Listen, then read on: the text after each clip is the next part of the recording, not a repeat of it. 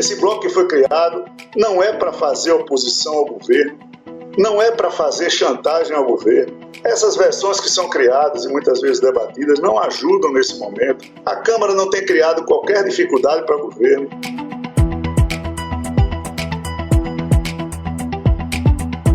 Essa declaração foi dada pelo presidente da Câmara dos Deputados, Arthur Lira, para dizer que não pretende chantagear o governo após a criação de um superbloco de partidos na casa. E acredite, esse grupo é formado por legendas de esquerda e de direita: PP, União Brasil, Federação PSDB Cidadania, Solidariedade, Patriota, Avante, PDT e PSB.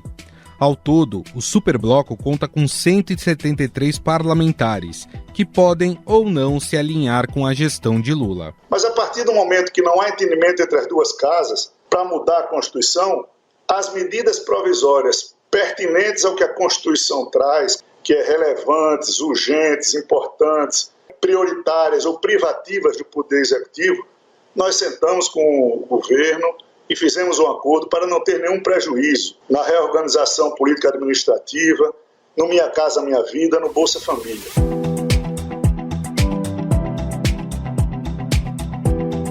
Na realidade, mais do que mostrar força diante do governo federal, o grupo foi criado para dar uma espécie de troco ao bloco recentemente criado por republicanos, MDB, PSD, Podemos e PSC, e que reúne 142 deputados. Vou citar aqui 5 partidos de centro e de direita que criaram formalmente na Câmara um bloco que reúne 142 dos 513 deputados. É um racha do Centrão, esvazia o poder do presidente da casa, Arthur Lira, inclusive. Até o Republicanos, que estava ali dentríssimo do governo Bolsonaro, aderiu agora a MDB, PSD, Podemos, PSC e formaram a maior força política da casa. Esse último bloco, até então o maior da casa, era visto pelo Palácio do Planalto como um contraponto ao poder de Arthur Lira na Câmara. Mas por que a criação desses blocos é importante? Além do peso nas negociações com o governo, o tamanho das bancadas são levadas em conta na distribuição de cargos na mesa diretora e comissões permanentes da casa. Com a criação deste superbloco, a Câmara dos Deputados passa a ter uma nova configuração, que pode ser boa ou ruim para o governo.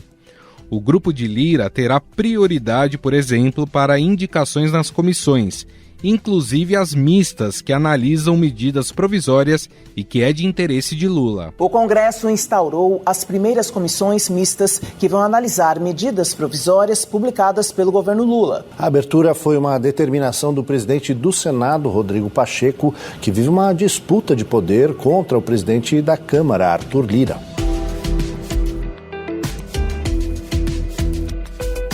A formação do bloco prevê rotatividade na liderança, com partidos assumindo o comando de acordo com o tamanho das suas bancadas. As maiores legendas passam mais tempo, com mudança a cada 2 meses. O primeiro líder escolhido de forma a demonstrar abertura de diálogo com o governo foi Felipe Carreiras, do PSB de Pernambuco. Ele que é do mesmo partido do vice-presidente Geraldo Alckmin. Nós, do PSB, do PDT, do Solidariedade, partidos do campo de centro-esquerda, nós do PSB, aliados de primeira hora do presidente Arthur Lira, vamos iniciar a largada desse bloco simbolizando que é um bloco que vai procurar ajudar ao presidente Lula a pavimentar governabilidade e ter uma base sólida aqui na Câmara. Em um primeiro momento, a criação do superbloco ajuda Lula, já que empurrou para a terceira posição o principal partido de oposição ao governo, o PL, que tem 99 deputados. Juntos, esses partidos que compõem o grupo comandam também 7 ministérios no governo Lula: Turismo, Comunicações, Desenvolvimento, Indústria e Comércio, Justiça, Portos e Aeroportos, Previdência Social e Integração e Desenvolvimento Regional. Essa negociação foi vista como uma demonstração de força de Arthur Lira e surpreendeu o Palácio do Planalto, que apostava que ele não teria condições de criar um grupo maior do que o formado anteriormente. Nós teremos um tempo para que o governo também se estabilize internamente, porque hoje o governo ainda não tem uma base consistente, nem na Câmara, nem no Senado, para enfrentar matérias de maioria simples, quanto mais matérias de quórum constitucional. O deputado Felipe Carreiras, líder do maior bloco partidário da Câmara agora, disse que o grupo ainda não tem uma afinidade completa com o governo do presidente Luiz Inácio Lula da Silva. Apesar disso, o líder do PSB disse que vai trabalhar para o bloco pavimentar a governabilidade do petista na Câmara. O fato de PSB e PDT, que são base do governo, terem se aliado ao grupo, levou a uma série de críticas por parte do PT. O deputado Lindenberg Farias chegou a chamar a aliança de erro gigantesco e disse não ver motivo para fortalecer Arthur Lira. Afinal, de que lado estará esse superbloco? O poder de Arthur Lira cresce com a formação do grupo?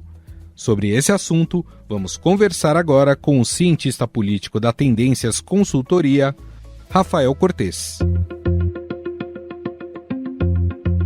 Tudo bem, Rafael? Tudo bem, Gustavo? Todo mundo que está nos ouvindo, é um prazer estar conversando com vocês. Prazer é todo nosso. Rafael, esse superbloco que foi formado na Câmara, ele de fato vai aumentar o poder de barganha e de negociação de Arthur Lira, ou é uma super força que pode se voltar contra ele em qualquer momento? É um contragolpe ao movimento feito por alguns partidos, majoritariamente no campo da centro-direita, inclusive com divisão entre aqueles partidos, por exemplo, que apoiaram a reeleição do ex-presidente Bolsonaro, com bastante deputados, se tornando como se fosse a maior bancada da Câmara. Isso, naquele momento, causou uma certa estranheza, porque a gente vinha de um contexto de reeleição quase unânime do presidente da Câmara, Arthur Lira, transferindo agora, passando para o tempo e repercutindo esse novo bloco. Me parece que é uma ação voltada, entre aspas, a combater a formação desse primeiro bloco. Isso tudo porque o que nós estamos aqui basicamente falando é que os líderes e os seus respectivos partidos já começam -se a reorganizar, olhando especialmente a reeleição para a presidência da Câmara, mas naturalmente com implicações importantes para o cenário político, incluindo as relações do governo com a Câmara dos Deputados. Aliás, por falar em relação do governo federal com os deputados e principalmente com esse superbloco, a criação desses blocos partidários, e não só esse que é capitaneado por Arthur Lira, mas o outro que você citou também, é algo positivo para o governo porque fica mais fácil a negociação, a governabilidade, ou não, ou tende a complicar aí a gestão do governo federal? Olha, eu não diria, Gustavo, que as bases da governabilidade dependem exclusivamente da movimentação desses partidos e a formação desses blocos. Esse é mais um elemento na análise desses condicionantes políticos que estão por trás na força que o governo tem em aprovar a sua agenda. Eu começaria, por exemplo, chamando atenção ao papel de liderança do presidente Lula como um fator importante e, portanto, também um peso para sua popularidade, ou seja, para sua capacidade de se tornar ali uma referência no momento da discussão dos temas parlamentares. Mas não há dúvida que qualquer movimento de realocação de forças entre os partidos políticos deixa o cenário um pouco mais sensível.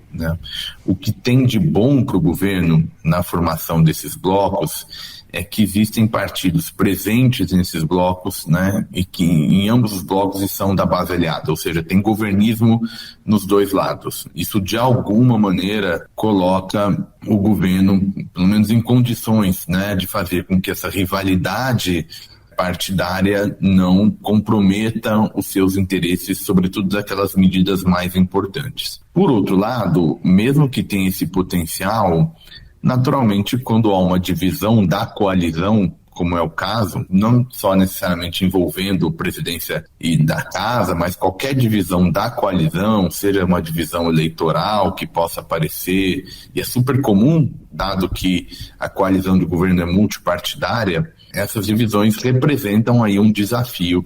Se não for bem gerido, isso pode comprometer, sim, a capacidade do governo. Eu diria que o principal indicador para o quanto vai ser comprometido nesse cenário de divisão de blocos tem muito a ver ainda com a relação do Palácio do Planalto com o presidente da Câmara, Arthur Lira, que com bloco ou sem bloco, a presidência da Câmara ainda tem um papel muito relevante e pode machucar alguns pontos aí da agenda governista. Você citou a formação desses blocos, né? Citando até que existem partidos da base do governo nesses blocos e partidos que são independentes ou até alguns que em alguns momentos já manifestaram aí de ser oposição ao governo federal. O fato desse superbloco ter partidos de esquerda e direita não acaba sendo um tanto quanto contraditório? Ou no Brasil a gente tem aquela máxima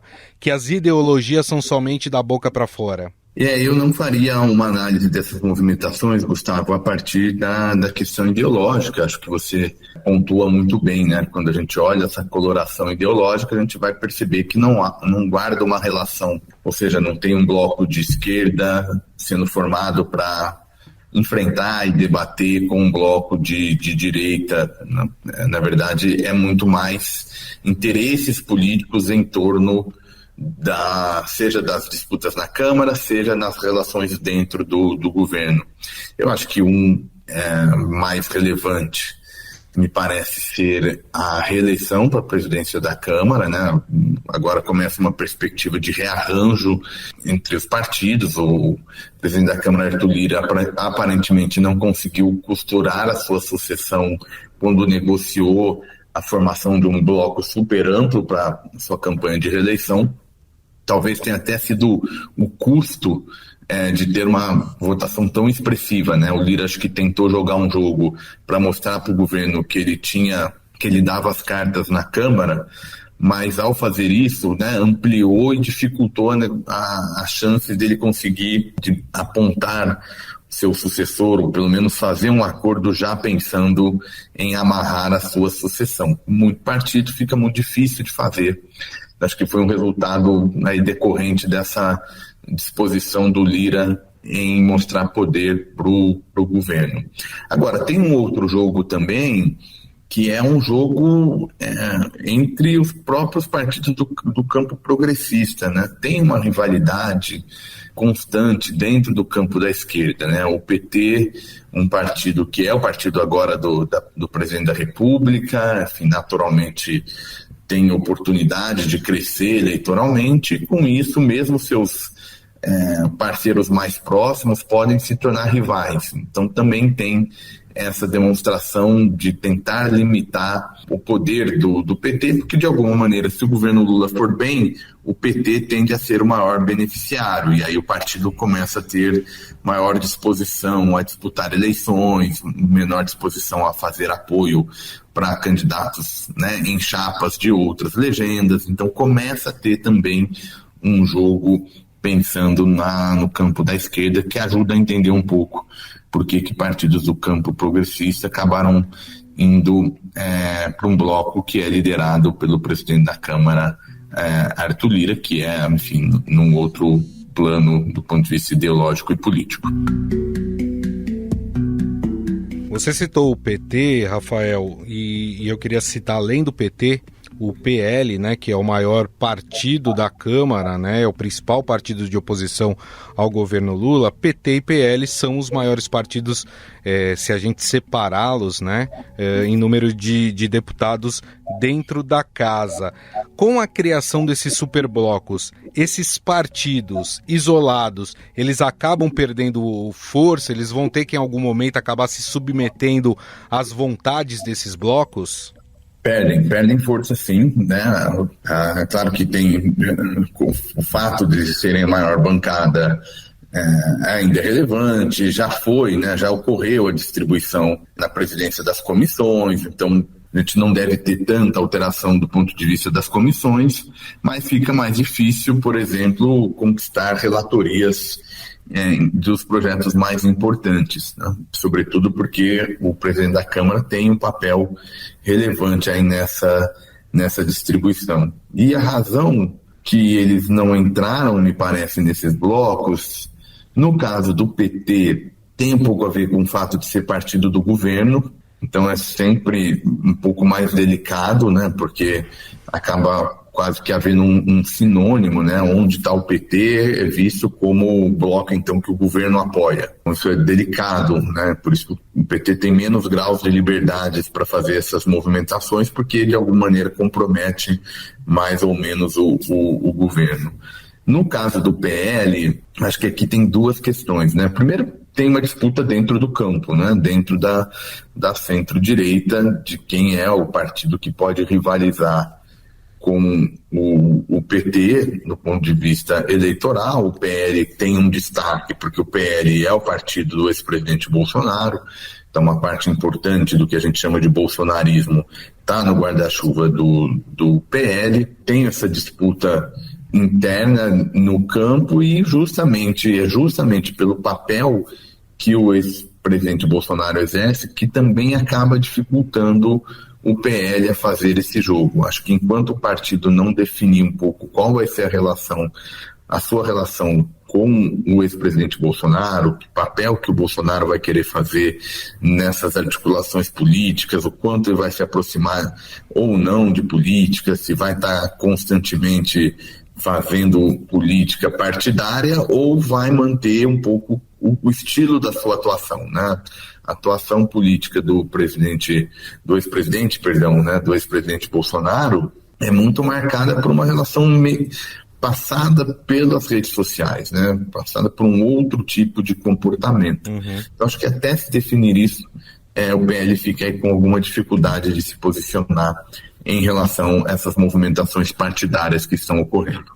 A gente tratou até agora sobre essas relações dentro da Câmara dos Deputados e também entre a Câmara e o governo federal. Recentemente nós tivemos um atrito aí entre o presidente do Senado, Rodrigo Pacheco, e o presidente da Câmara, Arthur Lira, em relação às comissões mistas, a implantação das comissões mistas, né, que envolvem tanto senadores como deputados federais. O quanto que esse superbloco ele pode potencializar Arthur Lira em eventuais disputas futuras com Rodrigo Pacheco?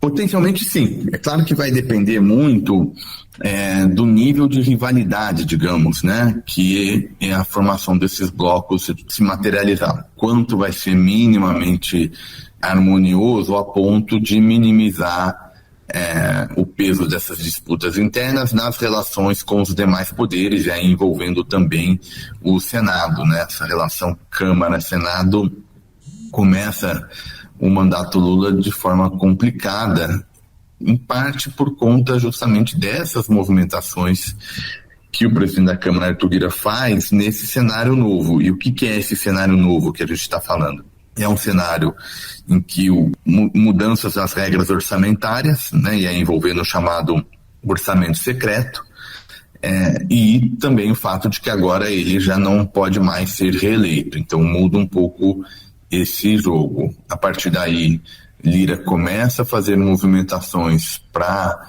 tentar não perder poder e fazer jus aí aos acordos que ele costurou, não conseguiu manter a união no caso interno do bloco da Câmara, e aí, a depender desse resultado, pode afetar as relações com o Pacheco. Eu não diria que, pelo menos no que me parece mais provável, a gente vai ter grandes impactos. Acho que já está mais ou menos contratado uma rivalidade entre ambos, tá? E quando eu digo que não deve alterar muito essa rivalidade já contratada, pelo fato que, de alguma maneira, o Rodrigo Pacheco, o presidente do Senado, também enfrenta algum tipo de contestação, né? Haja vista, por exemplo, o tamanho da sua vitória por conta, né, no momento da sua reeleição, bem menos expressiva do que, por exemplo, Lira. Então, de alguma maneira, eles estão mais ou menos equilibrados. Como não vejo grandes alterações aí para essa ponte ser reconstruída, né? A gente tem um cenário realmente de poderes mais separados, não só executivo e legislativo, mas também entre as casas, de tal sorte que fica ali como um risco a ser monitorado, mas imagino que a gente não tenha grandes melhoras numa relação que já me parece já desgastada. Muito bem. Bom, nós conversamos com o cientista político da Tendências Consultoria, Rafael Cortes, falamos um pouco sobre a atuação, implantação desse superbloco dentro da Câmara dos Deputados. Rafael, queria te agradecer mais uma vez a gentileza por ter nos atendido. Muito obrigado pela entrevista. Eu que agradeço, fico à disposição em novas oportunidades. Estadão Notícias. O Estadão Notícias desta segunda-feira vai ficando por aqui. Contou com a apresentação minha, Gustavo Lopes. O roteiro, produção e edição são minhas, de Jefferson Perleberg e Gabriela Forte. A montagem é de Moacir Biasi. Mande sua mensagem e sugestão para o nosso e-mail, podcast@estadão.com. Um abraço e até mais.